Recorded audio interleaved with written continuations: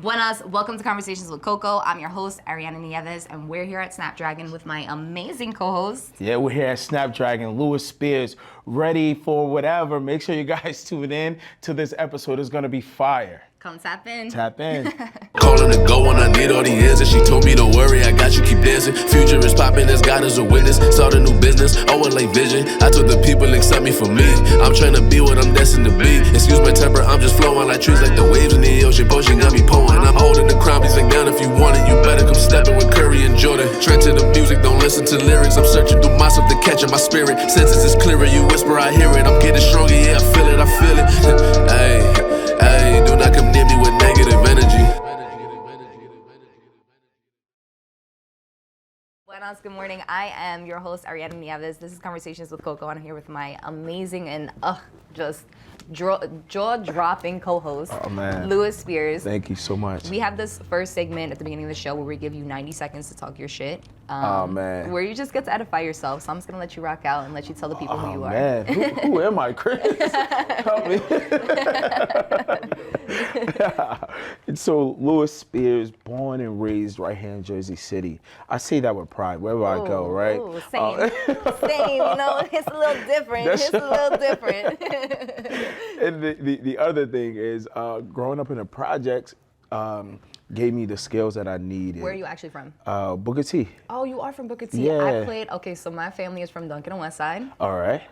Grew up right up the block from Duncan Projects, the old projects. Yep, yeah, I know exactly what you're talking about. And I played basketball. I actually went to St. Dom's. I played basketball, so I played all the time in Booker T because one of my basketball coaches, Cheo, big shout out to him, he lived there. Really? Yeah. That's crazy. Yeah, Booker T Projects. That's crazy. Born and raised. And wherever I go, I've gone to South Africa. I've gone to D.C., Boston, Cambridge area. And everywhere I go, I basically brought the leadership that I've learned in Booker T projects around the world, right? That's so. And the thing is, growing up in the projects, we look at it from a very depleted or a deficit perspective, but really the love that I got there, the sense of pride, the ingenuity, we had nothing, but we created a whole community. We had a store in the projects. We had someone who did hair, like cut hair, and beauticians. And so, I took that pride around the world with me and the leadership, skills that I've learned there, being able to navigate certain parts of the projects, right? I brought it with me. Teacher, I taught for about 14, 15 years. Where? At PS 24. I taught at PS 15, PS 3, MS 4. Dickinson High School. Damn. Yeah. And so essentially, I am Jersey City's son. I've been all over the community, whether it was being educated in the public schools or attending, I'm teaching at the public schools. I wrote my own book, You Are the Answer to the Problem, From the Hood to Harvard and Back Again. And I put a lot of emphasis on the back again because, we're gonna make noise. And I was very adamant about coming back. I am an CEO and founder of a nonprofit, Kismet of Kings, where we focus on edifying, developing young men in Jersey City, all across Jersey City. Up to date, we've impacted about 400 young men and their families around the city. And now former mayoral candidate. Ooh, Chris, my boy over here, every time we started talking about Booker T, you from Booker T too? You just showed him love. He was like, in the background, like, yep, yes they do, yep. He's an honorary member, resident of Booker T. We love that. Honorary. We love that. And I love that you highlighted the book. So guys, where can, for the people who really want to grab it, where can we? Yes. For me, if you want bulk orders, but also you can go online, thehoodtoharvard.com. You can also go to Amazon.com to order. I'm everywhere. Awesome. Everywhere, yeah. Oh, I'm a big reader, so I'm definitely going to tap in. Please do, please do. I believe at Harvard, I was the only black, I was the only black male person in my cohort. and I read my story resonated with a white chick from like Boston or something like that. Wow. Like she and I became really, really close because we had similar backgrounds. And who would have thought, like, you know, white woman from, you know, Boston, and then me, right? It's just like and that's why we can't like let something like skin, you know, dictate who we are for real, right? That shouldn't be a barrier, right? That should be something that we use to enhance our experiences. Amen. Right? Amen. It's the one thing that we have that actually separates us. Like, listen. That's corny. listen. It's literally the one thing, and I feel like everybody always puts it at like a point of value for no apparent reason. Because we were speaking about this a little bit earlier. Like, yeah, my father, who doesn't have a book education anywhere near to me, anywhere near to you, still the value that he offers Absolutely. is unparalleled. Like, you know what I mean? Absolutely. No matter how close to the equator he was, no matter that, you know what I'm That's saying? right. That's right. A whole different levels. And then even for myself too, like, people say it all the time, as long as I keep my mouth shut, I look like a very pristine white woman. Like, and Oh my gosh. at the end of the day, I'm half Italian. Both of my parents are first generation. So I grew up very traditionally in both of my cultures, but I was born and raised in Jersey City, and that's a culture in itself. That's right. So it's a different type of energy. And I remember the first time that I had actually left, because it's funny that you bring up synchronicity, that you had a story that resonated with a white woman in Boston. First time that I left Jersey City was when I went to college. And I moved out of my parents' house at 18 by choice, went to Providence, Rhode Island for college. Oh, wow. And I spent a lot of time in Boston. And it was funny because that was the first time I felt like I was culture shocked. Yeah. Here, like, don't get me wrong, of course, there's all different levels. Like, downtown to the hill is completely different. You got me, of course. Right. But it's the most diverse city in the country. So, like, everybody's mixed or first generation. I've never really, even when I was growing up, I never felt any type of disconnect. Me either. Yeah. But when I went to New England, whew, It's a different type of. That's a- That's right. That's right. whew, a different That's type. a different type of, yeah. And it shook me to my core. And then when I started realizing, when you go a little bit deeper into like the actual, because for lack of a better term, very, very Caucasian Yeah. in the New England area.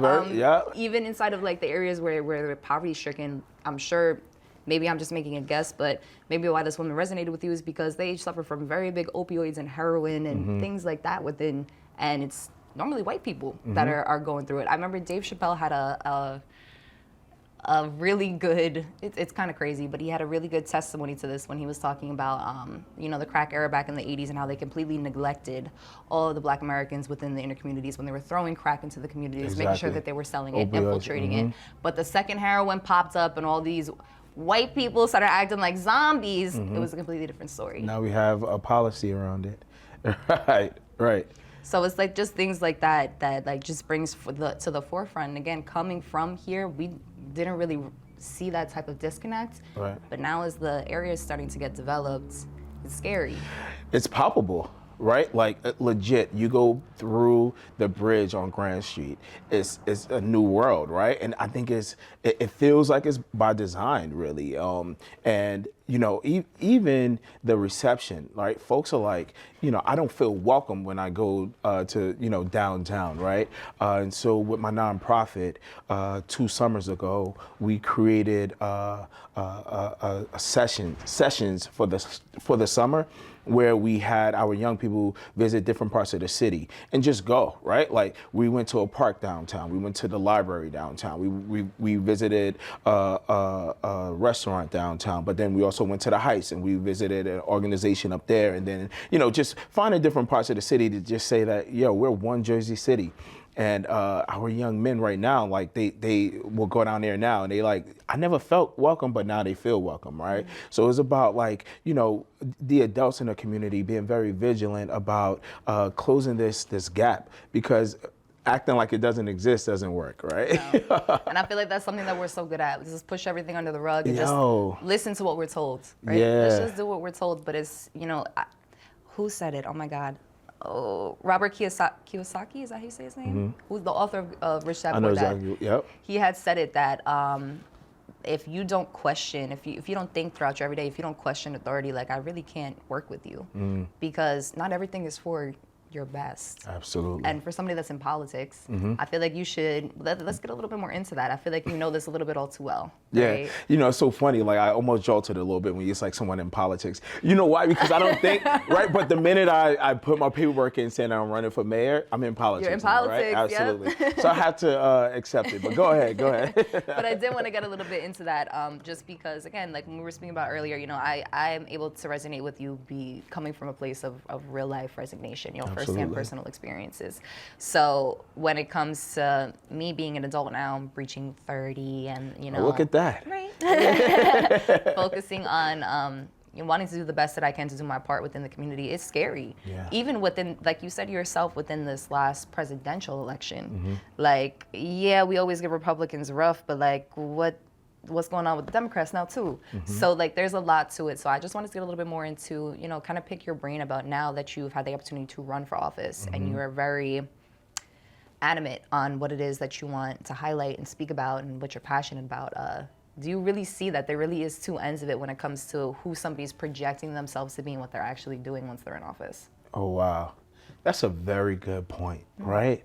Oh wow. Let me pick that brain. Yeah. So Listen, no Harvard over here, but I got No. Yeah, so the funny thing is, I think that Harvard wanted what Jersey City raised. So I think any of us could go to Harvard because we're just so amazing in Jersey City. Like legit, like our life experiences with people who we've connected with are like, you could tell me stuff that I would never even know, only because of your associations with other people. You don't even have to read a book, right? Essentially, our experiences here in Jersey City equips us for being, leaders in the world. And I say that everywhere I go. Harvard saw what Jersey City raised.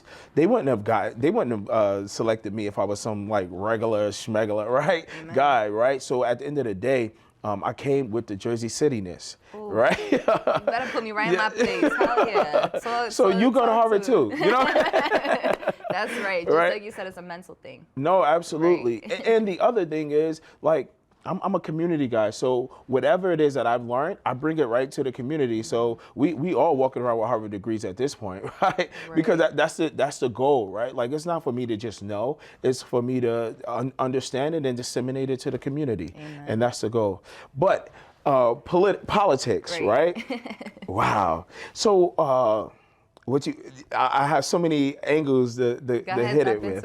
And so the two, you have to follow the money. And I'm telling everybody, follow money, right? So when the person is running, there's an ELEC account, ELEC, and is an acronym. It's something like election, law, something like that. I could get the right information in a minute. But the ELEC account, you look on there to see who is giving this person money. Then you're going to be able to understand what their priorities will be while they're in office. Oh, snap. So folks are saying to me, like, how do we know that you're not going to become a politician and be like the rest of them, right? And I told them every time, follow the money, right? I'm getting money from regular, smuggler people, right? We're regular people, hardworking folks who want what's best for the community. So that's going to be my voters base, right? They're going to be the people who will work in concert to make sure that the agenda is met, right? But if you're getting money from real estate, realtors or big businesses, right, then your priorities are going to lie with them. Right, and so that's how you'll know the difference between your candidates, and based on what I've done, I've worked with youth. Here's the deal, and this is reality. Anyone could go look this up. 8 years ago, with the YMCA, the city partnered with them to create a recreation center. This was under Jeremiah Haley. Unfortunately, when Mayor Fulop became mayor, something happened there, right, where it didn't happen, right? So I'm not sure what the issue was. Since then, 8 years, there were 2 precincts erected, as well as a public safety museum, 0 recreation centers, right? And actually, last year, the budget was cut for recreation, right? And so when we're talking about what's happening in our community, the money says the priorities, right? Which is why I have so much big name drop. Shout out to Naquasia over at Quay's Creative Arts Woo, Center. Quay, what's up? Right. Big shout out to her. I have so much respect for all that she does within the community because, like, against everything, Absolutely. she don't stop. Absolutely. She will make sure that there is an outlet, there is a space for the kids, there is a space even for the adults. Absolutely. You know what I'm saying? And trust me, with that YMCA thing, you know the boys club downtown, they made that into condos? That was mine. Really? That was my boys club. Wow. I literally grew up there, and when I was in college when I saw it go down. So like I left, I came back, and it was demolished. I was like, Yeah, we all, right? Booker T right there. I played basketball there. Well, basketball. So I'm really not good at it. But we'll I am. really? So can you I played in teach me? college. I played in college and everything. Really? Yes. And you Wow. know, funny story. This is a good Jersey City story, and I think you would actually, this would favor for you. When I left and I went to college, I played basketball in college, I actually chose to go to culinary school because I really love to do art and I wanted to sculpt, and I was like, I'm going to be broke, so I'm going to make cakes. Boom. That was what I did. So I went to culinary school, I went to Johnson & Wales, and I decided, they were D3. I had scholarships to go to St. Peter's, D1, things like that, but I was like, you know what?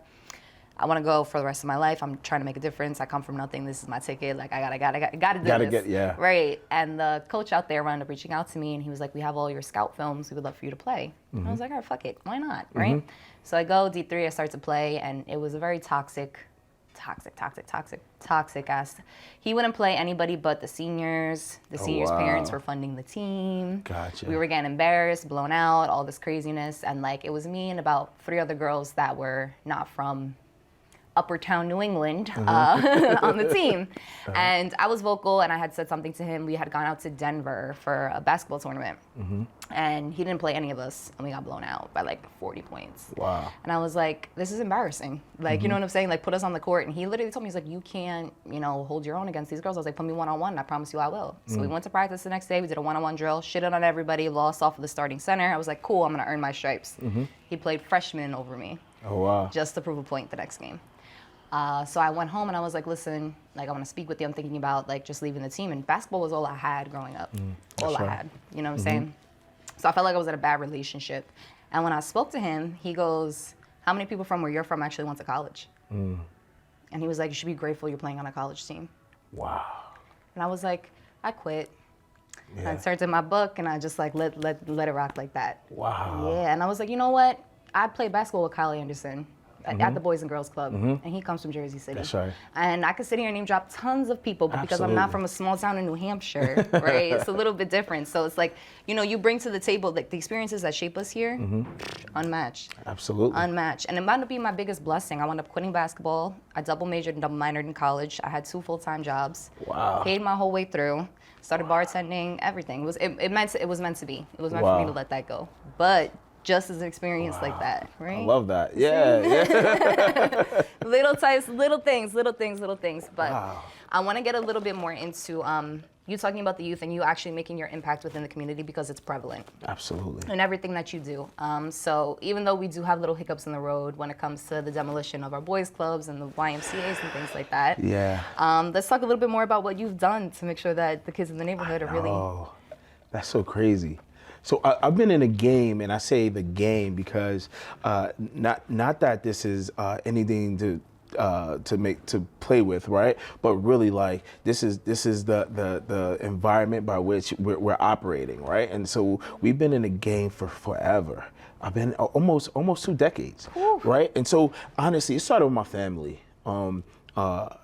When we were young, our parents were, having a good time. They would be smoking cigarettes, playing cards in the kitchen, right? Music playing, drinking loud, I was always that peculiar kid who was like under the table, like listening to adults' conversations, like they would push me away, and at some point, I would like take a bunch of my cousins in a room, and I would teach them like the lessons that I learned in my classes, and I would set them up like, no, you're not doing it right. I was very authoritative, and it started with my family. Like, I remember my brother right now is serving a 6-year Fed sentence. Wow. And I remember when he was getting like into trouble, where I would like act like I was him and call schools to sign myself up. And then I'm like, I'll go to him, you're going to school, this is what you're doing. He'll do it for a couple of days and then he'll go back to the streets, right? And so this has always been like a thing for me, right? Just making sure that people around me, people I know, people I love are taken care of. It hit a boiling point when my cousin was murdered in Booker T. It's interesting because Naquasia, that you mentioned her, when I met her, she was like, oh, I know your cousin. She was like, we used to chill all the time. So it was very interesting, like how worlds like, collide and, come together. And when he died in 2009, I said I had to do something bigger on a larger scale because I was teaching by then. And even with my best efforts, my young men were at the bottom of all of the, positive things that were happening in school. But then when it came to like discipline, they were at the top, like suspensions and detentions. And so I'm like, how can we level the playing field here? And I started Kismet of Kings, working under Jerry Walker, under his team Walker. I played for Jerry Walker. Really? his daughter Sharon Walker went to high school with me. Are you serious? Yes, I played on the team Walker courts, everything. Yeah. So Big shout out to Jerry. Good guy, man. Yeah, excellent guy, right? When I graduated from Harvard, he gave me my first opportunity to be a leader. So I was a program coordinator. I was in charge of about 250 kids between two sites from kindergarten to 10th grade. And so they were very sports heavy, right? Basketball particularly. And what I wanted to do is add another component to it, not take it away, right? But add a component of character and leadership, particularly with my young men, because they were doing well on the basketball courts, but then it's just like in real life, they were like not doing that well. And I'm like, what do they need? And so I started the program. Then long story short, I just continued it wherever I went. So if I was at 24, I had a Kismet of Kings program there. I went to Trenton for a year to work as a school leader. Like in Jersey City, it would be a vice principal, but over there it's called dean of students or something like that, dean of instruction. And I started Kismet of Kings out there, and essentially our program is designed to really teach young men their value. When we're talking about sex, right? A lot of times we tell young ladies, save your body, preserve your body, don't just, right? But for young men, I say the same thing. Right, you need to preserve your body. It's very important, right? You don't want a STD. You don't want a disgruntled baby mother when you finally find the one who you want to be with, and now you have to deal with all of that, right? Or how to balance a checkbook, right? How, what does sportsmanship look like? What does having great character looks like? Integrity. And I use a lot of my lessons in life, and I created a curriculum around it, and now it's tangible where we're able to teach it to young men on all levels. Wow. So what you do, is it like basically like in class? Like, do you have a brick and mortar location? Yeah, so it's funny. Yes. I have two locations, one for my office, which is 95 Oxford, and then 80 Harrison is where we actually have programming. It's an after-school program, Monday through Thursday, usually 3:30 to 5:30, and we meet with the young men from all over all different schools. We Uber them. That's our biggest expense at this point, right? Ubering and food. You got to feed them, and that's one of the things that we are adamant about, feeding them, but then also like getting right people in front of them. I don't just let anybody come and speak to my young men.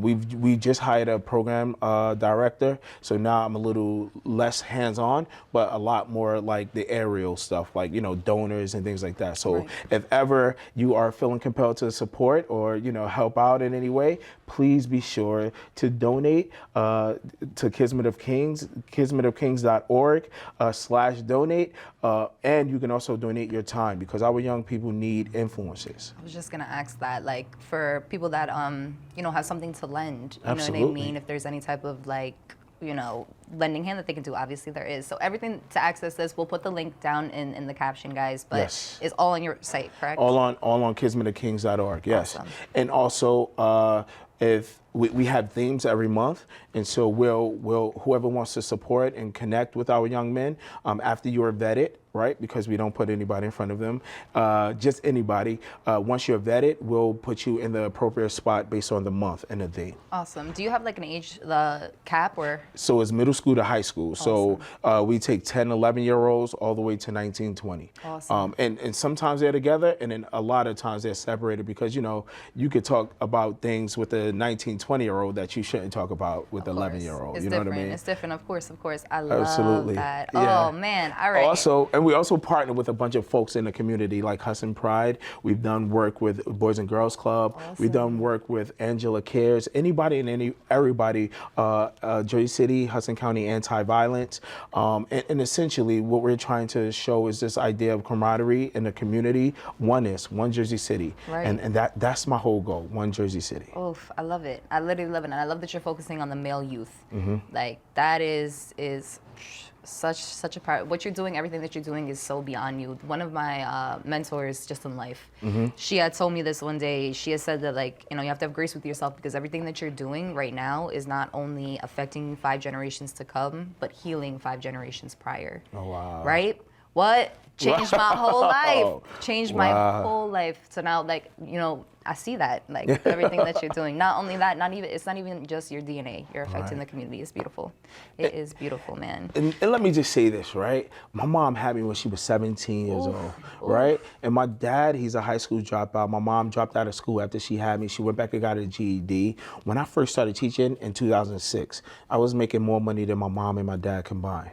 Right? And so when we're talking about like the ability to make it happen, you can make it happen. Always. Right? And I'm not saying pull yourself up by your bootstraps. I'm not saying, I don't think that that's even possible, right? But what am I saying? I'm saying you have a belief in the higher power, right? I don't think that you could do it without it. Have a belief in yourself and have a belief in your community.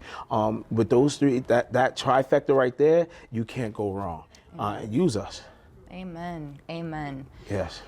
All right, I want to play a game. All right, guys, so we're going to get into our first game for the segment. Okay. Okay, which is called Entrepreneur Shit. All right. All right, where we talk about a whole bunch of stuff that is just entrepreneurship focused that nobody talks about, and I want you to give your real life input, personal experiences, all that good stuff. All Wait, right. so you did not prep me with these yet? No, that's the so point. okay, I'm all right. All That's right. the point. Look at my fingers. I'm trying to get the real and raw on this one. Alrighty, so entrepreneurship. For entrepreneur shit, first one, making it out the hood. Wow. Yo.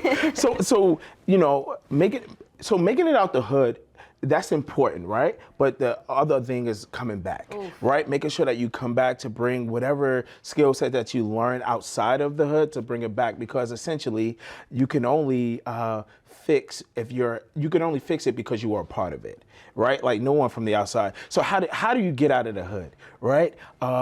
Use your resources. Use the people around you to really like be your mirror. Ask questions. Have people help you. Right? Like at the end of the day, I wouldn't be where I am if my friends didn't help me with my applications to college, if my guidance counselors didn't give me the information that I needed. So, use the people around you to say, hey, this is what I want to do. Can you help me? Because I could promise you that the universe will conspire to make sure that you get where you need to be. Talk your shit. There was a meme that popped around on Instagram that hit. Like I remember when I saw it pop up, and it literally said that what was it? Abandoning the hood isn't leaving it; it's forgetting it. So like like abandoning the hood isn't getting yourself to the point where you can get out of it. Come out of your circumstances. It's forgetting about it, not going back to it, not putting it on the forefront, not repping it. That's absolutely abandoning it. And at the end of the day, certain people have certain traumas that they are like triggered by, right? And so some people I know will never ever come back, and they don't have a desire to come back, and I understand it because of their traumas, right? But there are other ways that you could really support. I have a dude who gives me $50 every month to support my organization, and it's automatically taken out of his bank account, right? Wow. And that's his contribution. He said he can never come back, but he's willing to support in that way. You can't ask for anything more. Right, and it's important. I love that you highlighted that and bringing that up about people's traumas and triggers and things like that. So overlooked. Absolutely. So overlooked. Again, people can't even resonate with you when you come from, realistically speaking, when you come from high stress environments, I guess to say the least. Like every day you're fighting in survival. Yeah, absolutely. So there survival is mode. Yeah, there is different types of, the best thing for your mental health is to remove yourself. Yeah. So I feel that. Absolutely. I feel that. Absolutely. All right, number 2, entrepreneur shit. Network. So it's so funny. Anybody who I connect with, I have either a vision for them with their youth, or ask if they are an adult, and sometimes vice versa, right? I have a vision for an adult, and I haven't asked for a youth. Networking is so important that whoever you meet, even I knew I was meeting you, there's an ask in my head that I have for you, right? Don't tell me twice. Because it's so important, right? That in networking, people are going to get what they need from you. They're not going to hesitate to ask for what they need, right? It's only in the hood where we're like, well, you know, I don't want to use anybody, or I don't want to be a bother, right? But at the end of the day, bother me. Right? Be a nuisance, because you want to be at my top of mind awareness. Whenever I think about something, you want me to think about you, right? And so be annoying, have an ask. Don't walk away from any situation without having an ask. And in terms of youth, have a vision. Like for my young men, I see them right there. They getting detentions, they're having issues with their parents, but I see them 20 years from right there, right? So I'm always pouring, and we share it, right? I'm like, yo, is this you? I see you as an entrepreneur. I see you as this, based on what you told me. So why are you acting like this, man? You could do that. You could do this, right? And so having a vision or ask is how you network best. Love that. Love that. All right, number 3, brand integrity. Coordination. You have to coordinate, right? Brand integrity is very much about, man, what you say is what you do, is how you feel, is what you portray, right? All of that has to go, and it has to be one sound. I texted a bunch of dudes this morning, one band, one sound, Ooh. Right? When you saw Boomerang? Boomerang with Robin Givens and Eddie Murphy, whatever. No, so it's an old school movie. It's in the 90s. And basically, David Greer's dad, who is the dude who did Bang Bang Bang off of Friday. Oh, okay. That's where they got the character from. Okay. For Boomerang, because he was there like bang bang bang, right? And so he had a suit on, and he opened the jacket, and everything was coordinated. And so anytime I think about my brand, I think about that image where his tie matched the inside of which matched his socks probably, which matched the hat, which matched his shirt, right? Everything was just coordinated, and that's what it's about, just being coordinated. Love that. Oh, that's honestly, like, I haven't never seen the movie, but I can literally picture that in my head. So All right, number 4, when to say no. So in general, it's about mission alignment, right? Essentially, you're only focusing on things that are going to push your brand, push your agenda, and push your mission, right? And so I work with people in the community because I know that what they are offering is going to enhance the quality of life of my young men. There are certain things that I don't even engage in, I didn't engage in the past, because I'm like, it doesn't even make sense. It's not like, it's not mission aligned. So when you're talking about saying no, you have to ask yourself, is this going to benefit the organization? Is it going to benefit the brand in the long run? Right. I talk to this a lot about. I'm also a mentor as well. I mentor women, men, all that good stuff when it comes to business development. Nice. So I said the same thing with them. Niching in when it comes to you as an entrepreneur, what you want to focus your time and your energy on is so important. That's right. First and foremost, you'll just produce way more higher quality because you Absolutely. actually enjoy what you're doing. Absolutely. You know what I mean? There's purpose and intention behind it. So every step, That's right?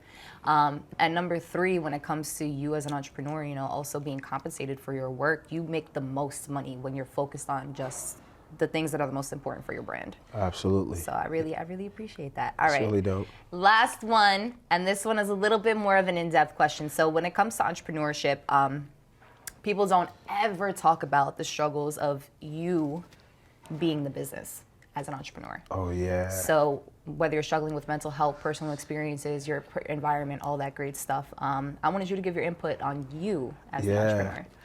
Yeah, leadership is about you. I don't really focus on what leaders do, right? Because it's just a byproduct of who they are, essentially, right? So we could focus on all of that. I go straight to the core about, like, who am I in this space, right? and the mind is a crazy battleground, man. Like, I remember, like, even talking to Chris, like, yo, I don't know if I'm cut out for all of this. This is a lot, right? Or will I be able to put my money where my mouth is, right? Like, I know that I've done it in the past, but am I going to be able to leave the community where it needs to be? And so it's all of that all the time, right? But what are you doing to feed your mind? What are you doing to feed your soul? So some of the things that I do, meditation, right? Prayer is huge, right? There's this Bishop Bronner, who talks about doing something for yourself daily, weekly, monthly, right? And so I use that as a context for my life. What am I doing daily to really like refresh myself? What am I doing weekly to refresh the self-care, essentially? And I surround myself around folks. I don't make decisions unless I talk up to about 5 to 8 people. Wow. Right? So it's not really about like them, I don't need their vote, I need their voice, right? And so I take their voice to really understand, to have a robust or holistic idea of the issue, but then I create what's best for me and my family, right? 100%. But I make sure that before I make a decision, I speak to a bunch of folks, because it's so important that you lean into your village for your next levels or anything like that. That was the first time I've heard that. I want their voice, not their vote. Right. I don't need their vote. I Yeah. appreciate their voice, though. That's beautiful. That's a really dope perspective on it. I honestly, this is something that I'm gonna learn, absorb and learn from you, because I struggle with that. Really? I think that both from personal experiences, my upbringing, things like that, and also just my experiences. I've been working since I was 12, so I've been trying to be an entrepreneur since for a long time. Selling candy out my locker, everything. You know what I'm saying? That ingenuity. Right, That's what I'm talking about. Right, Right. make it happen. You know those Right. kids that were canning on 440? That was me. Okay, That's right. But one thing that I struggle with is I always, I just started really putting through meditation, through prayer, healing, things like that. Within these past 3 years, I would say I always say that I trust myself the most. And you are the final say. Yep. But because of all my previous traumas and things like that, I trust myself so much that I just don't even want to hear anybody else's input. I got you. Which, when you saying it the way you did, it's not that I need somebody's approval. Right. You know what I mean? It's more I need to hear. It's like trying to consult with your own mind. You need to hear other people's voices, opinions, inputs, outlooks, all of that coloration. Absolutely. Allows you to really digest, a very well-rounded point of view on it. And then you're going to make the decision at the end anyway. Absolutely. And that's the deal, right? I know a lot of folks who shy from I don't want to ask, or I don't want to be embarrassed, but that takes all of that out, right? When you're asking hey, what are your thoughts about this, right? And some folks I'm more in depth in terms of this is the opportunity, or this is what I'm thinking. But in general, I'm hey, what do you think about this? And I watched one of my leaders do that, Siobhan McMillan, who's from Jersey City. She went to McNair. Now she's a principal in Philly. Shout out to Miss McMillie from Philly. She showed me that it's so important, and I saw how much better she was when making decisions, right? And because I was her right-hand man, I would watch how she would ask everybody the same question that she asked me. And initially I got offended, why you got to ask all these people? I already told you what it was, right? Just do what I said, I gave right? you my input. Right, that's what you need, right? No. But she would ask anybody, even her husband, who wasn't even a part of the system, right? And she took everybody's opinion, and then she created what she needed, right? She did exactly what was necessary. And so I was empowered through that experience, because, I don't need to shy away from it. I lean into it a little bit more so that you could really understand the nuances of an issue.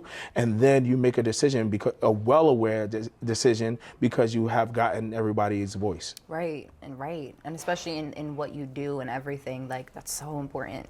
So important. I want to tap a little bit more into, because you've been in the Jersey City school system, you said, that you not only were a part of it as I was, but you also taught in it. Yeah. And it was funny, I was actually having this conversation recently with a family member of mine when it came to, so I have no plans on having kids anytime soon. But when I do, right, down the line, when I do and I'm ready to put them in school, I always felt I had a little bit of I was blessed enough that my parents sacrificed everything to send me and my sister to Catholic school our whole lives.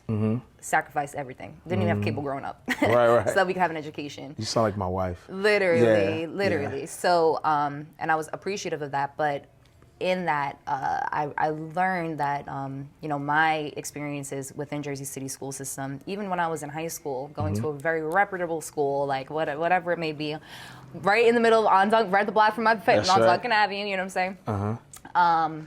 That when I was in those schools, I recognized that I was more being, how do I say, reprimanded and punished instead of being led.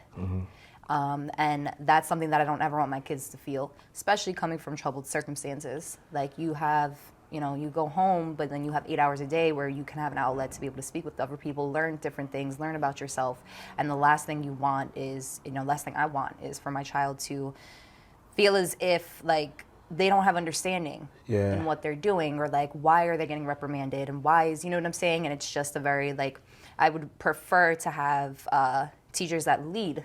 You get me? And I remember within my lifetime, I've had about 4 teachers. 1 in grammar school, 2 in high school, and then I had about another 2 in college that I felt really played that role for me. Wow. But how many teachers do you have in your lifetime? Yeah, you know right. what I mean? So I kind of want to just get your input, both being in the school system here, and you went to public school, which is a different experience. Yep.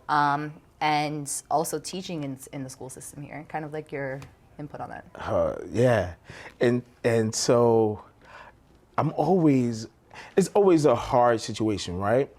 Because being a student in the system, I saw how my boys, my friends in my grade level were disenfranchised, right? And I saw it, and I did the total opposite. So I was like the teacher's pet, right? And unfortunately, it created a divide, right? Because it's like, well, if Lewis can do it, then you could do it, Damien, right? And it's just like, we're 2 different people, right? And so I learned the system really early in terms of become really good, do good stuff. You could sit next to the teacher, in the classroom, and you'll do well. But unfortunately, a lot of people in my network, including family members, my brother and cousins, whatever, didn't have the same experience. And it scares me. The silver lining, though, is like a lot of principals right now are talking a lot about social emotional learning, where they're dealing with the not just the trauma, but the emotional part of youth, right? Because we understand that, their frontal lobes aren't even developed, right? Until Speak on that, right? You know what I mean? Yeah. And so they're making bonehead decisions by design. They're kids, they're supposed to, right? And so when you're more punitive, I'm not sure if that's actually gonna yield great results. But when we learn that, when we lean in more, ask questions, and really support them, do their process, we learn that you get a better bang for your buck, if you will, right? And what I'm grateful for is that a lot of younger teachers are moving in that way, right? Where they're taking it upon themselves to say, hey, what's up, Ray? What's up? What's going on with you, Raekwon? I want to support you, right? Or, how can I, work in concert with your parents to ensure that you get what you need? In general, I think public education, particularly in Jersey City, gets a bad rep. And they don't necessarily show what they've done, showcase a lot of the things that they do, right? And so there's like, well, I'm not sending my kids to these schools because they're all crazy. I'm sending my kids to the charter school, and it's just like, and not that I have a thing against charter schools. It's just public schools get a lot more resources and things like that. We just need to work with the teachers and the systems there to make sure that is implemented well. My grandmother was the librarian at Ferris High School for almost 40 years. Really? Yeah. So even in that, and my cousins, I come from my Italian, so my grandmother was Italian. That was my Italian. What was her side. name? Flora Romano. Romano. She passed away about 3 years ago. Really? Yeah. I was, the name sounds familiar. I went to Ferris. I graduated from Ferris. When did you graduate from Ferris? 2001. Oh, do you know my cousin Thomas Romano?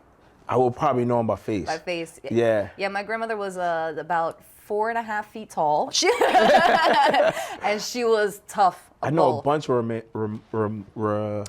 Romanos. That was my Italian side. Well, this is the thing. My Italian side is we're like roaches. Like, you think we're not here, we're here. There's a ton of us. Like, do they have a pizza? Well, Romanos? There is a Romano's pizza. It's not ours. That's on West Side, though. Okay. Yeah. But even in that, I used to, bring your child to school day or whatever, and I used to be envious of the public schools, because it's just a different, again, it's a different type of upbringing and things like that. Like I said, when I went to Catholic school my whole life, like it was very much so like a very closed mind environment. You know, what's beautiful about our public schools here is that they are open to a lot of creativity for the kids. And even offer like spaces.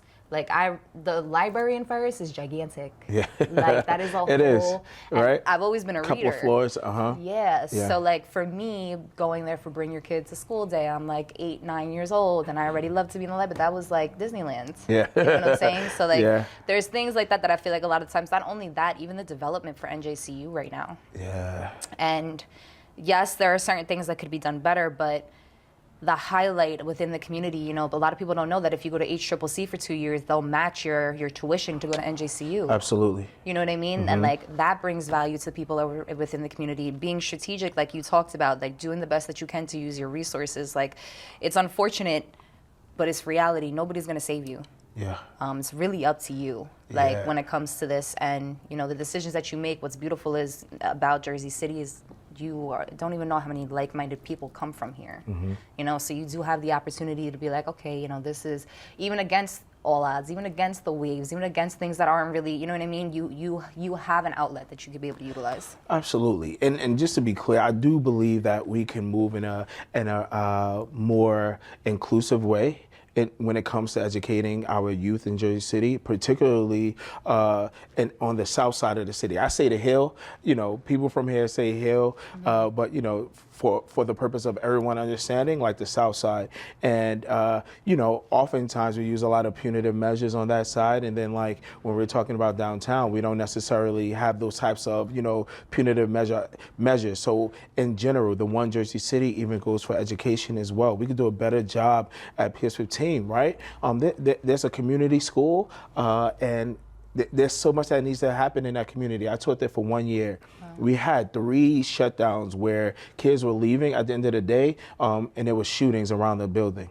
That doesn't happen at 16, right? That doesn't happen at 37, right? It's like, and so when we think about that, what resources are we being strategic about? Not just a community school, but other resources where we are equipping the community to support the youth in their pursuit for education. Right, and that's in their pursuit for education, like literally seeking, literally asking, you know, for the resources, for the education, for anything to try to do the best you can. There's something that's real different about people that are born and raised in Jersey City. We have some type of nitty gritty in us just because like we've had to do what we've had to do. Like, there were no other options. Right. And I feel like what you're able to do now is, you know, all the firsthand experiences that may have been life or death for you, you bring them to the table so that the youth doesn't have to experience that. Absolutely. That's dope.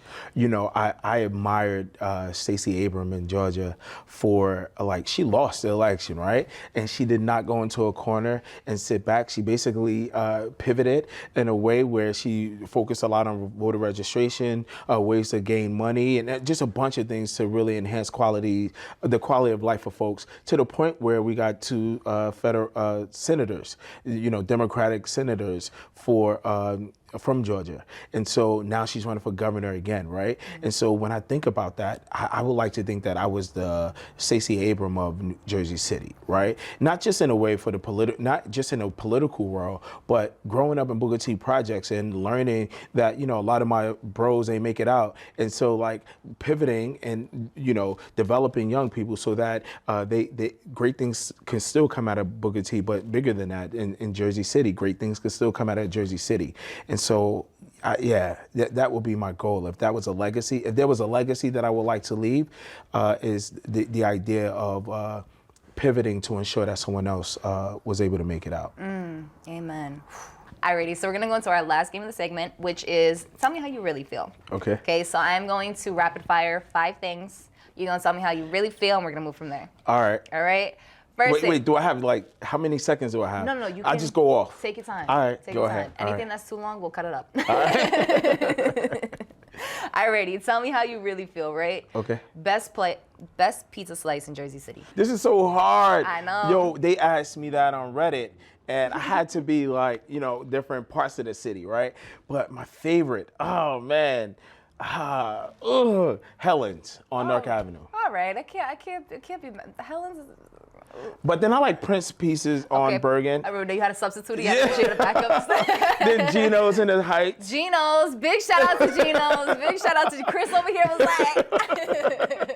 Yeah. I mean, and you know, in this area, I've gone to like Life of Pi. It's decent, All right. right? Romano's. Yeah. Okay. All right. We'll give you that one. All right. We'll give you that one. And what's up, Reddit? How you gonna take my question? I didn't even know you had that. All right. Number 2. Tell me how you really feel. Okay. Gentrification and development in Jersey City. So I am not anti-development, right? Same. I'm anti irresponsible development. I'm anti-displacement, and so I think people like put you on one side or the other. And really, I want us to be very clear that we would appreciate development, but we also want development that will help people who want to stay here to be able to stay here. 100%. Period. 100%. And I think that that's something that like I'm grateful for, to be in the position that I am as a real estate agent, because I get to choose the investors that I work with. And Absolutely. There's nothing more fulfilling than working with a local investor that just wants to rebuild the location. Absolutely. And the other thing is people make it seem like, oh, well, it's not their fault that they're moving in, that they can afford to live in certain parts. But the reality, we're not blaming fault on anyone. But what we're saying is, during an election, politicians know how to get to the most vulnerable parts of the city. They send people out, right? They on social media, commercials, all that good stuff, right? But when it's time to really like support and provide information about houses that are for sale, or you know, auction properties or whatever, they're not doing those same type of, you know, using those same types of mechanisms to get to the people. Right. And they'll say, well, they're disengaged. But they don't know. So how are we bringing it to them? The way that we campaign is the way that we should be able to bring that information to them. Period. 100%. 100%. And that's the biggest thing, a lack of education. Like how, and then it's an intentional lack of education. Absolutely. Right? It's like absolutely a withdrawal almost. Yeah. You know what I'm saying? And then we blame them for it. Right. It's like they weren't engaged when they voted for you. Right. And you found a way for them to get engaged, right? So what about the engagement on that end? Come on. Right. Right? Right. Tell me how you really feel. Tell me how you really feel. We're gonna get into it. The next 3 are spicy, so we're gonna get into it. Tell me how you really feel. People that are not from here, right? People that are moving to the location that are not from here, that are not necessarily as welcoming to the community, or we'll put it this way, that want to change the culture of the community. And so, man, this one is a hard one. I feel that in any situation, if you walk into a restaurant, or if you walk into a school, or wherever you walk into, you are very intentional about just learning the lay of the land, learning who's where, right? Understanding like who are the key players in this space. It's only then where you build relationships and allyships that you then make decisions on the behalf of the people or the community, right? Anybody else who does that, anybody else who comes into a community and trying to make changes outside of connecting to the people of the community are colonizers. Oof. And they need to, there's no place for that. That was the perfect word. That's it. Don't look at me, look at him. Don't look at me, look at him. That's a fact. Absolutely. I feel like even from my own personal experiences, like I've been living almost since I was 18, so living in an apartment, things like that. And I remember when I was living in like a 2-family apartment, living on my own. Oh, wow. And the upstairs neighbors were like from Brooklyn or something like that, and they weren't really from there. They like, moved there, like from Ohio, whatever. I remember when they would give us a lot of issues living downstairs, like for the stupidest things. And it just became very apparent that it was because, you know, they were just not happy with the culture. You know what I mean? From here, like what we were used to, because in the summertime we were out on the outside playing dominoes, chilling, you know, having, you know, smoking, having barbecues, things like that. You know, we have family parties in my house, like it's my house. If it, you know what I'm saying, things like that, and it was just it was a recognition of a lack of culture, I guess, the lack thereof, which is something very prevalent with colonizers. Absolutely, and that it needs to cater to them. But listen, it's us, right? Because here's the deal, right? When we kowtow to those types of folks, we're giving them the power, right? We could say, listen, this is a culture that we created. If they're not, breaking any laws, if they're not doing anything illegal, whatever, like, what's the deal, right? I remember. Sorry, this is stuff that baffles me, right? Keep going. my boy is a police officer, and he had a detail downtown, and he said there was a woman who was like wilding, a white woman who was going crazy down there, and he's like kowtowing to her, or whatever, like making sure that she's accommodated. But then he worked at Cherry's, and I saw him like, hem kids up or people up, and like, shut up, da da da. But it's like, bring that same energy. Or if you're not going to do it down there, don't do it up here, right? And so, and that's the thing. Like, as a community, we got to be very careful to not just to serve people because they are upset. Like, we have, this is an ecosystem that we all are a part of, and we all need to feel value. I'm not saying take value from anyone. What I'm saying is make sure we value everyone. 100%. Wow, that was a perfect. Sorry, I have so many examples in my head. That needed all to be said though, but it's apparent again, like something that that teacher can't even resonate with. There's no even like, and it doesn't make it okay. That's even more because it's learned behavior. It's learned behavior. And it's not only learned behavior, it's duplicated behavior because now you're teaching it to this girl that's not even your own daughter. Absolutely. That again, the difference between leading. You know what I'm saying? Absolutely. Oof. And then you sent my son home with a letter, right?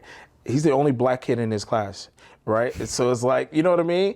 It's like, it's that stuff, right? That really is perpetuated at an early age, and it's important that us as a culture we identify it and we really deal with it from an early point, because otherwise, right, we're going to continue to create these systems of like, catering to, And that's the thing. There's no even recognition in this. Like your baby is 1 year old and he's experiencing the same adversities that you experience as a grown man. Isn't that crazy?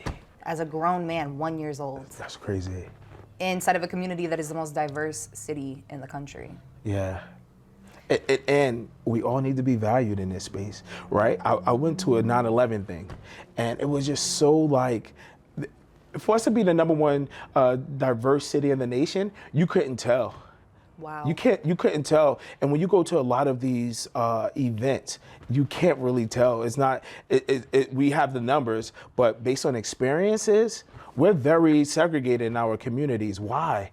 Listen, there's so much value. Like when my 5-year-old, when he was talking about, kimchi, right? We don't eat kimchi, but like he had a Korean person in his class, right? And so it's like, that's what's up. Like let's bring it. So when we are the best versions of ourselves and we're all valued in this space, we can learn so much more from each other than working in silos. Amen. And I'm about that. I love diversity. Amen. Absolutely. But not just in numbers, but in really like experiences as well. Everything. Absolutely. You've had the opportunity to travel too, which is absolutely at the forefront. Like, you know what I mean? Like, that's one thing I will say. I remember being from here, it's interesting because you do have a lot of pride. But I remember it was right around the time when I was in high school and I was, I had to be I became an adult at 6 years old, I remember, just from firsthand personal experiences. So by the time I was in high school, I was 30. You know what I mean? That's right. So I'm like thinking of like, okay, how the fuck do I get out of here? Like, how do I make a better situation for myself? And I already had plans and things that I needed to take care of. I was already taking care of my family. I was already taking care of myself already. You know what I mean? Things like that.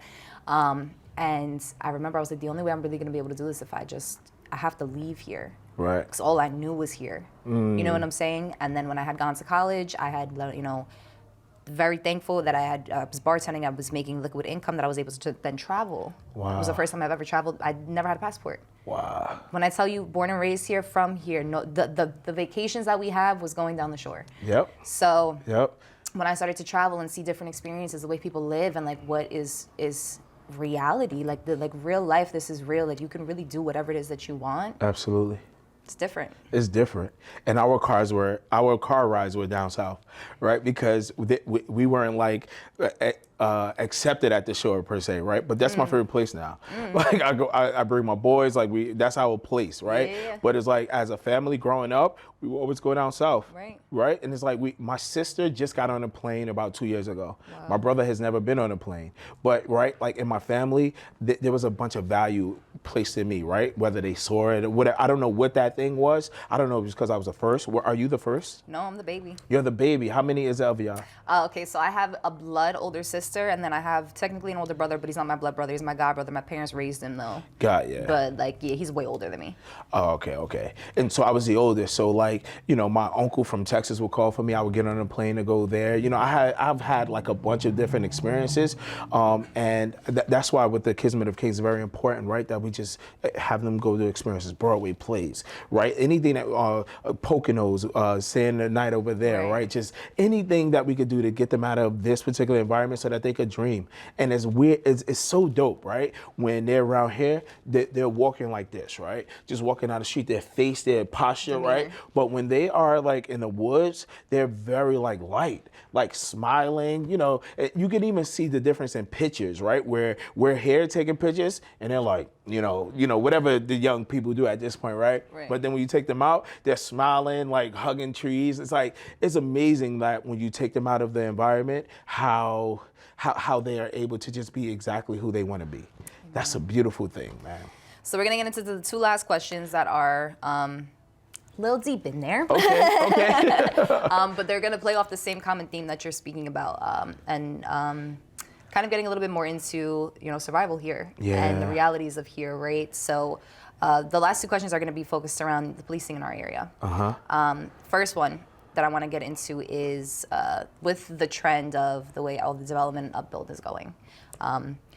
We kind of saw this happening in other locations right across the water. We saw it happening in Manhattan, right next to us, and other cities that have already been developed, like Weehawken, Edgewater, Hoboken.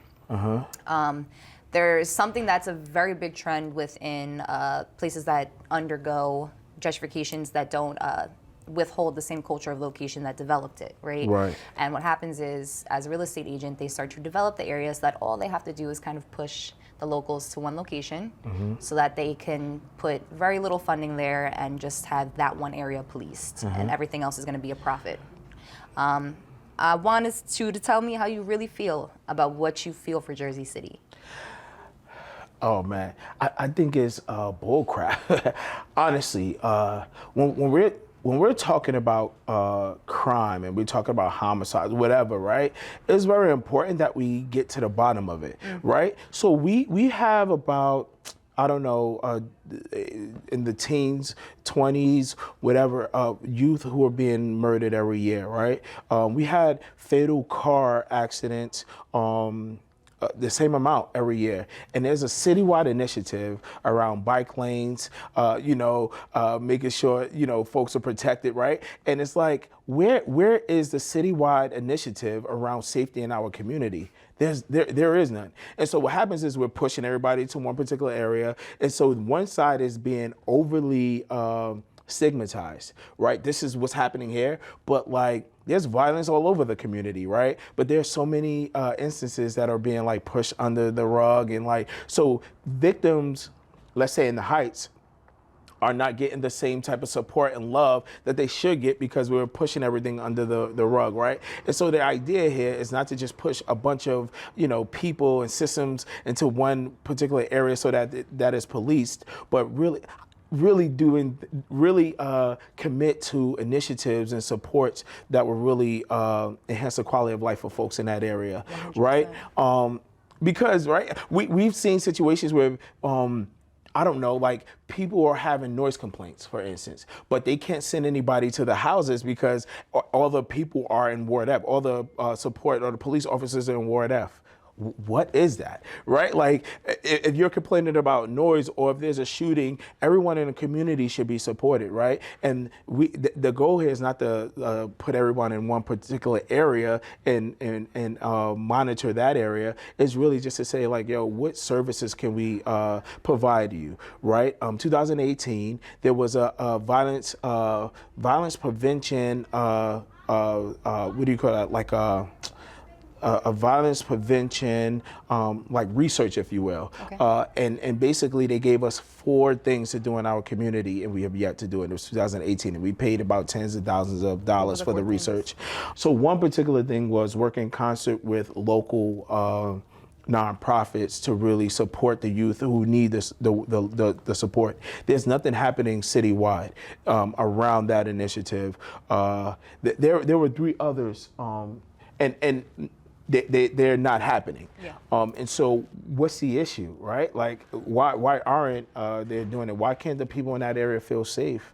Right. All right, and it's like, or in it's any crazy. location. I feel like what the biggest struggle right now, just from my personal observation of everything, is it's a separation of class. That's what's causing, and I think that what a lot of people don't recognize is coming from areas that are, you know, poverty stricken, coming from areas that are literally the people that reside there are living out of survival. Like, when you push anybody to their extreme limits, what do you expect? Right. We don't speak about that. We don't speak about again, the traumas, the triggers, things like that. Yep. We also don't speak about the fact that, like, literally you walk out your door every day and you are living for survival. It is a method of protection. Yes. Because this is not how it used to be. Yep. You know, it's not like if there is an issue or if something was said or if there is some type of disgruntled, each party feels as if their life is on the line. So who's killing who first? Absolutely. Not because they have the option to, Yep. but because it's life or death every day. And that's not Absolutely. spoken about. And then as we're doing the development here and as things are starting to get built up and as structures are starting to become updated, and now we're having updates,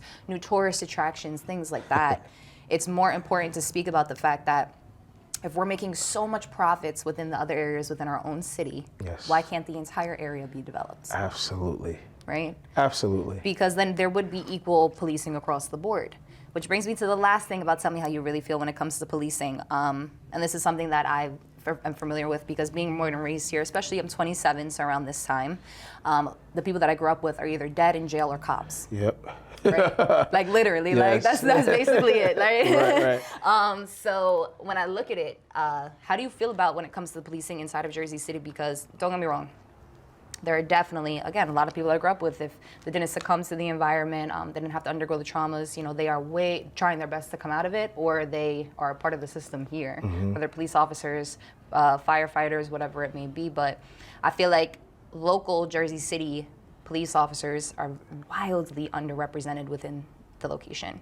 So now we have a bunch of people that are not from here, that can't resonate with the people in the area, that don't understand the levels of poverty here, now policing the area. So I wanted to get your input and tell me how you really feel about Oh that. my gosh. So the thing is, and I hate the fact that I always have to do out this disclaimer before I even talk about it, is I'm not anti-police, right? I love police officers. I've done a lot of work with police officers.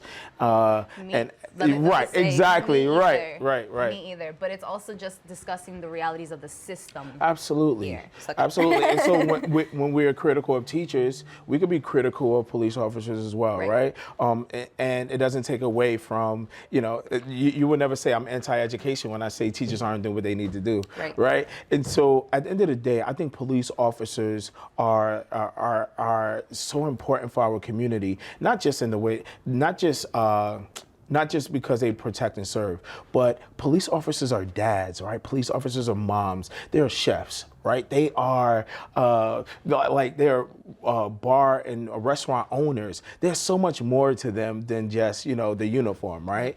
And it would benefit the community if we would really explore those avenues, those parts of our police officers, so that they bring their skill sets to the community, right? It's about the holistic approach. And at the end of the day, I'm disturbed because it's like, we're like, hey, well, the newest police officers are the most diverse and da-da-da. But at the end of the day, again, not based on numbers or, phenotypical attributes, but really, how are we using their diversity to enhance the quality of life of folks in our community, right? So I remember, police officer who would who lived in Lafayette, who would go around and say, hey, get off the streets, you know better than that, but also swap recipes for greens or something like that, right? But also connect with the youth and play rope with the girls and just anything, right? They were a part of the community, and they brought not just the protect and serve aspect, but also the love and the talents and the skill sets to the community, so that everyone could benefit. And it was like a mutual, and it's not like, I think right now what we're equipping our police officers to be, where they have been, what were sergeants of the community. Like, oh, sit right, don't go over there. But you get more honey. I mean, you get more bees with honey than vinegar, right? Right. And so the reality is that we're talking about, and we could do better, right? Jersey City, this is an amazing place. We're number ones on many levels. Right. We could be number one in how we police our communities because we have it. We have the resources. We have the people that I know many police officers who want to do the work. We just don't have the intent, and that's the issue.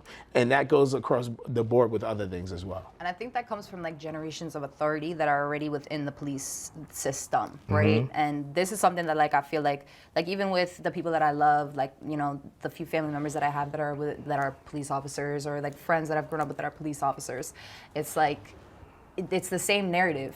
Like, yeah, you approved me to be a cop here. Mm-hmm. You actually put me in the community that I grew up in, mm-hmm. but you want to hear no value or input about what I have to say. How disrespectful is that? Like, but you could put me here to sit on the corner just in case. That's right. You know what I'm saying? So like, it's like things like that. It's to recognize that yes, there are people that have been in levels of authority for. Normally, like, to be honest with you, like that's passed down. Mm-hmm. You know what I'm saying? Like to be the head of the precinct. So this is generationally that's been there. Oh, absolutely. Now we have youth that is coming in that is ready to impact, like you're saying. So it's just to open up your eyes and your ears to hear what's really coming from here, what's really needed here in order for it to be as progressive as we hope it to be. You know what I'm saying? Absolutely. Or that we're saying we want it to be. Absolutely. And we always look at it like an adversarial thing between like communities of color and police officers. I was on Union in Jackson in Salab Court, and this 18-year-old was like, yo, Spears, man, I'm gonna vote for you. He was like, but can you get some police officers to come over there so we could play basketball on Oak and Ocean? We want to do a tournament with them. We want to chop it up, make sure that, like, you know, they understand who we are, right? And that was so powerful that an 18-year-old wanted to build a relationship with police officers, right? But it goes to the bigger thing that they're part of our community as well. There's not us against them. It's really all of us trying to navigate this space together. Yeah, and it benefits all of us. That's the most important part. Like, because I'll be realistic. Like, again, if I'm white, I don't even call the cops if I'm in an extreme, like just from my upbringing, for any extreme situations, because I know the way it looks. It's gonna turn on me. It's gonna, you know what I'm saying? So like, and I'm white, it's not even like I have to fear a gun being turned on me. Mm-hmm. Now imagine in extreme situations. Absolutely. You know what I'm saying? Like, nah, like if we allow for us to have the people that are from here that are willing to make the change within the communities, like really do their part, there wouldn't be that narrative. Absolutely. There wouldn't be any fear. You wouldn't fear to call them, right? Because you know that they'll come from a perspective of, productivity and, functionality as opposed to like punitive. Instead of being an adverse, you know what Absolutely. I mean? When you're leaning on somebody that is supposed to protect and serve, should be from a level of comfortability. Should never feel like, fuck that. Like, That's you know what I mean? That should never be the first like thought for anything.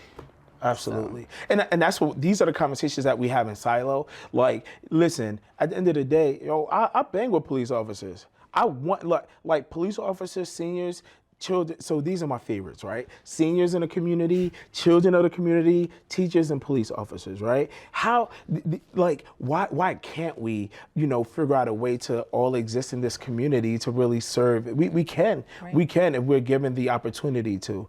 And that will be my advice to the leadership in this community, to really figure out where are our skill sets and how can we really leverage them to support the people in the community and vice versa.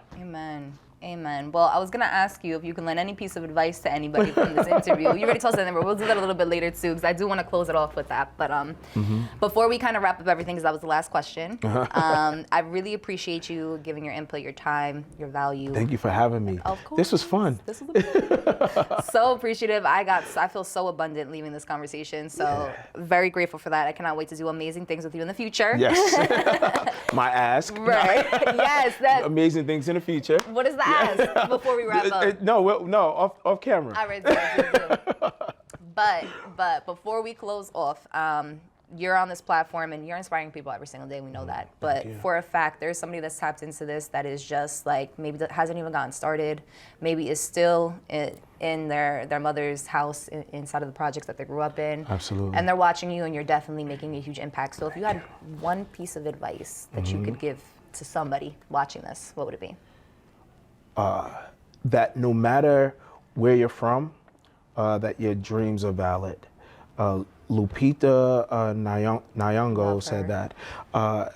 And it's so important, right, to understand a lot of decisions that we don't make, they come from this insecure, non-valued space. And it's from what our parents have done or didn't do.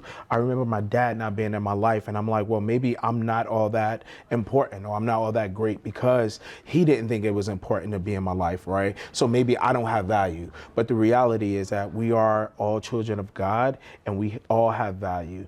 And lean into that and know that no matter where you're from, your dreams are valid. Dream big and go after them. Amen. Amen. Yeah. Thank you so much, Louis, again for No, everything. thank you for having me. Oh, man. For anybody that wants to contact Louis, you guys already know that we have all of the information down in the comments. But Louis, why don't you give a little bit more, your Instagram, everything. Oh, man. We outside. Chris said we outside. Mr. Louis Spears on Instagram, MrLewisSpears, on Facebook, Twitter. I don't really use Twitter as much. I'm still learning how to navigate that space. Kismetofkings.org, on Kismet of Kings on Instagram and on Facebook and on Twitter. Again, we don't use Twitter as much, but I'm gonna get better. But it's there. It's there. That's right. That's right. thehoodtoharvard.com is where you will get all of my information. The potato chips bag. The potato chips bag. The Lay's potato chips. I was featured on the Lay's potato chips bag for last year. What? Yeah. What? We're gonna have to get a B-roll pic of those. And it came from the work that I've done with Kismet of Kings over the years. Wow. One of my homegirls, Janine Brown, shout out to Miss Brown, who is brilliant. Amazing woman, and so part of my village, right? And essentially what she did was she wrote to Lay's about the work that we've done with Kids and the Kings. They interviewed me twice, and then we were featured on the bag last season. And so, all of that. All of that information is on the website, The Hood to Harvard, and thehoodtoharvard.com. We're outside and we're ready. Let's get so it. we're ready to do anything and everything. We're out here. Thank you so much again, Louis. And we will catch you guys next time on Conversations with Coco. See you later. Calling to go when I need all the answers. She told me don't worry, I got you, keep dancing. Future is popping, as God is a witness. Start a new business, like vision. I took the people and accept me for me. I'm trying to be what I'm destined to be. Excuse my temper, I'm just flowing like trees, like the waves in